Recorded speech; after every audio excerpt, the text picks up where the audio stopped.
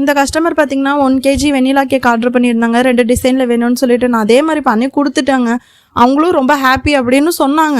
ஆனால் கடைசியில் எனக்கு பார்த்தீங்கன்னா ஒரு 6 நாள் கழித்து எனக்கு கால் பண்ணிவிட்டு, எனக்கு நீங்கள் கொடுத்த கேக் சாப்பிட்டு ரொம்ப வயிறு வலிக்குதுங்க, என் மாமியாருக்கு வயிறு வலிக்குது, என் குழந்தைங்களுக்கெல்லாம் வயிறு வலிக்குதுங்க, நாங்கள் என்ன பண்ணுறதுன்னு எங்கிட்ட கேட்டால் நான் என்னங்க பண்ணுவேன்?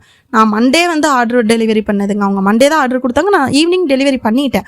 இவங்க சாட்டர்டே சாப்பிட்டுட்டு என் மேலே வந்து சொன்னால் நான் ஏதாச்சும் பண்ண முடியுமா? ப்ராப்ளம் ஒன்றும் வராது சார், எல்லாமே ஃப்ரெஷ்ஷாக தானே செஞ்சுருக்கீங்க, அப்போ ப்ராப்ளம் வராதுல்ல.